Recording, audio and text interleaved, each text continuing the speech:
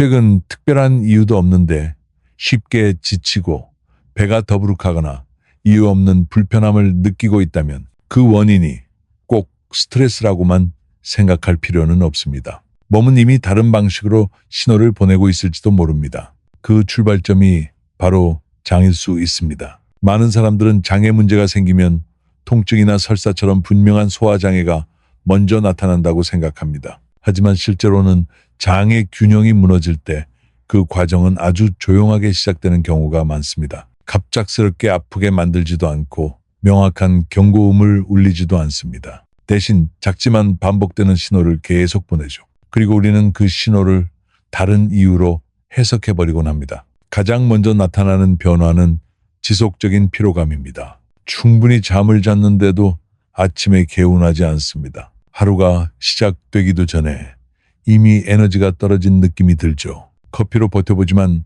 잠깐 나아지는 듯 하다가 금세 다시 무기력해집니다. 바쁜 일정이나 나이, 스트레스 때문이라고 넘기기 쉽습니다. 하지만 장내 환경이 흐트러지면 비타민과 미네랄의 흡수 자체가 줄어듭니다. 특히 에너지 생성에 중요한 비타민, B군, 철분, 마그네슘 같은 영양소가 세포까지 제대로 전달되지 않습니다. 겉으로는 잘 먹고 있는 것처럼 보여도 몸속은 연료가 부족한 상태가 됩니다. 두 번째 신호는 복부 팽만감입니다. 이 증상은 꼭 식사 직후에만 나타나지 않습니다. 아침에 눈을 뜨자마자 배가 묵직하게 느껴지기도 하고 소량의 음식만 먹어도 불편함이 생기기도 합니다. 문제는 음식의 양이 아니라 장 안에서 어떤 일이 벌어지고 있는가입니다. 균형이 깨진 장에서는 일부 세균이 과도하게 증식하고 소화되지 않은 음식물을 발효시키면서 가스를 만들어냅니다. 그 결과 압박감이 쌓이고 더부룩함이 일상이 됩니다. 세 번째 변화는 많은 사람들이 장과 전혀 연결짓지 않는 영역에서 나타납니다. 바로 감정 상태입니다. 이유 없이 예민해지고 마음이 답답해지며 사소한 일에도 참기 힘들어집니다. 감정이 갑자기 요동치는 느낌을 받을 수도 있습니다. 장과 뇌는 끊임없이 소통하고 있습니다. 이 연결이 흐트러지면 신경계도 영향을 받습니다. 행복 호르몬이라 불리는 세로토닌의 상당 부분은 장에서 만들어집니다. 장내 균형이 깨지면 이 과정 역시 영향을 받아 특별한 이유 없이 긴장감이 높아질 수 있습니다. 네 번째 신호는 쉽게 지나쳐버리는 정신적인 흐림입니다. 집중이 잘 되지 않고 간단한 판단조차 피곤하게 느껴집니다. 말이 쉽게 떠오르지 않고 주의력이 금방 흐트러집니다. 보통은 수면 부족이나 정신적 피로 때문이라고 생각합니다. 하지만 장에서 발생한 염증 신호가 뇌로 전달되면 인지 기능 자체가 저하될 수 있습니다. 이쯤 되면 많은 사람들이 한 가지 결론에 도달합니다. 이건 다 마음 문제야.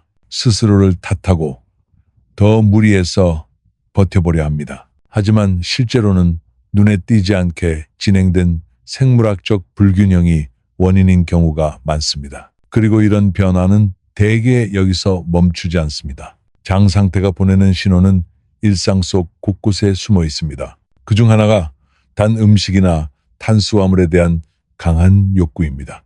배는 부른데도 뭔가를 계속 먹고 싶어집니다. 특히 저녁이 되면 이런 욕구가 더 강해집니다. 의지 부족이나 습관 문제로 여기기 쉽지만 장 안에서 특정 세균이 과도하게 늘어나면 설탕을 원하도록 뇌에 신호를 보낼 수 있습니다. 이 갈망은 진짜 에너지가 필요한 상태라기보다 장의 불균형에서 비롯된 경우가 많습니다. 또 하나의 중요한 신호는 면역력 저하입니다. 감기에 자주 걸리고 가벼운 감염도 회복하는데 시간이 오래 걸립니다. 몸이 쉽게 예전 컨디션으로 돌아오지 않습니다. 면역 시스템의 상당 부분이 장에 위치해 있기 때문입니다. 장벽이 약해지면 방어선도 함께 무너지고 외부 자극에 더 취약해집니다. 하지만 많은 사람들은 이를 계절 탓이나 운이 없어서라고 넘깁니다. 여기서 꼭 알아야 할 사실이 있습니다. 장 건강의 붕괴는 하루아침에 일어나지 않습니다. 수개월, 때로는 수년에 걸쳐 서서히 진행됩니다. 그 과정에서 몸은 계속 신호를 보내지만 우리는 그것을 원래 그런 것이라며 정상으로 착각합니다. 피곤한 것도 정상, 더부룩한 것도 정상, 불안한 것도 정상, 당기는 것도 정상이라고 말이죠. 하지만 이 신호들이 동시에 나타난다면 우연은 아닙니다. 인체는 생각보다 솔직합니다. 어디선가 문제가 생기면 반드시 표현합니다. 다만 현대의 생활 방식 속에서 우리는 그 신호를 눌러버리는 법을 배웠을 뿐입니다.